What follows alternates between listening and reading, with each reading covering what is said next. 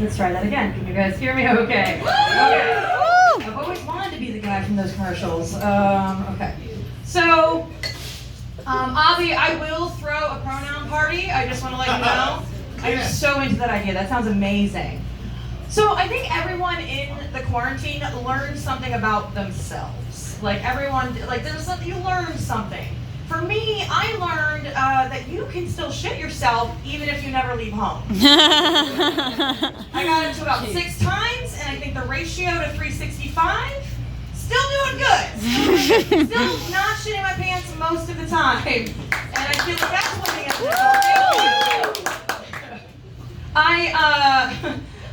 I really am upset about some of the things that happened during the quarantine, especially what happened in January, where we can officially say that we've had an insurrection. And honestly, I just miss when an insurrection was just an underwatched Star Trek movie. You know, can we go back to simpler times of like where that was a nerdy expression? Please go back. So in the beginning of the situation that we were in last year, I decided that the world was going to end, so I started smoking cigarettes. Partially because I'm dumb and I think I can't get addicted to them. And that's much like I realized that I thought that I could just like stop, right? I could just like wake up the next morning and just be done with cigarettes. And it turns out that's not how it works at all. And I think that a lot of white people are like this about their racism.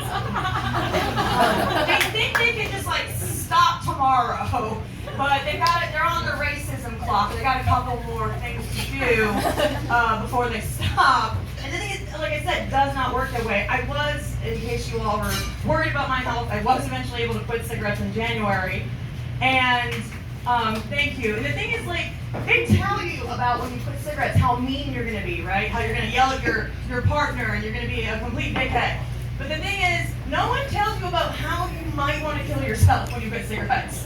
That should be on the package. Like, can we get that on the warning label for cigarettes? Because I just feel like that's a bigger concern than being mean. I feel like that's a bigger issue.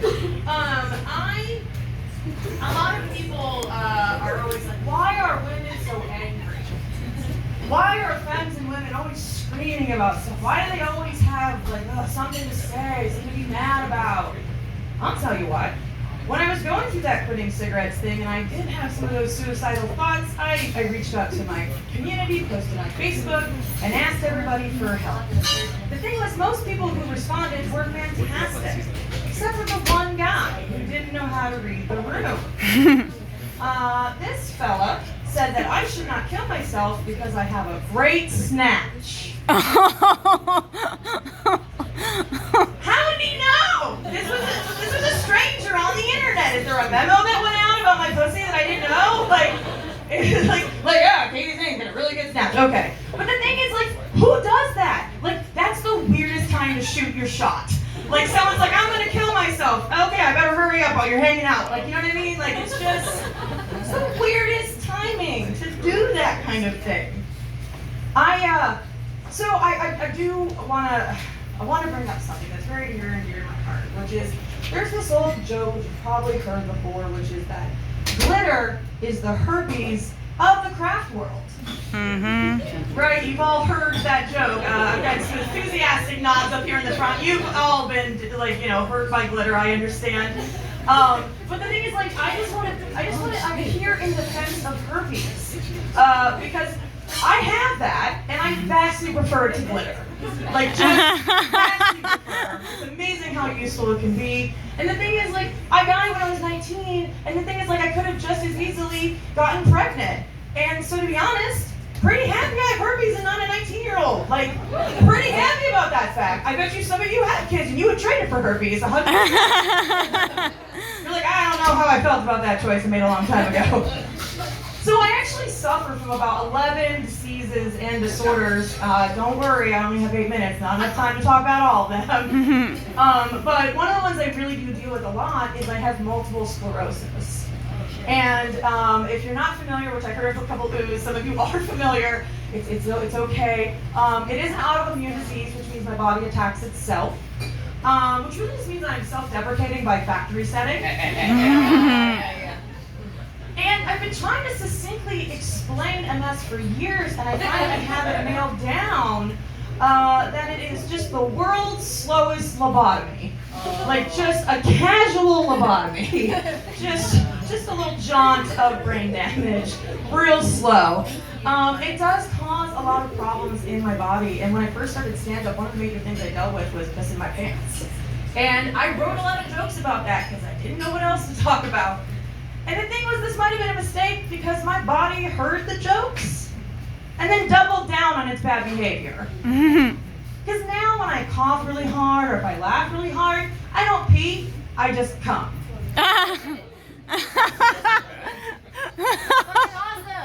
The thing is, it sounds like it, but it's not an orgasm. It's just like female ejaculate. My underwear, like a wet bathing suit, like the worst day of your life. Like, it's just unexplainable. And I really, like, one of the things the pandemic saved so many people's pieces of furniture. I went to no one's house. It was amazing times. I am a non-binary person, and I do want to clarify a couple of things about being non-binary. A lot of people, there's a misconception that non-binary people have pronoun preferences because they do it for funsies. And I just want to clear up that, honestly, like, I would prefer to do my whole set like this. Like, if no one could look at me, that would be fantastic. But really, having a preferred pronoun is kind of like doing calculus every day, and then teaching calculus to everyone you meet. Wow. And then I'm going to the last big thing. And us Americans really love a good controversy. We love to be up in arms about stuff. We love to get mad about trivial things. And one of the most recent things that came up was there's a particular toy that has changed its pronouns too. And that toy is Potato Head. Now, Potato Head, the more I thought about it, the more it's appropriate. Because what better to be the mascot for trans and non-binary people than Potato Head? You can take all the parts on it, put different ones on. It's the dream. It's all we want. It's all we want. And you put them in your ass, even better. Just switch them out as well as needed. And I do believe that's been my time. I've been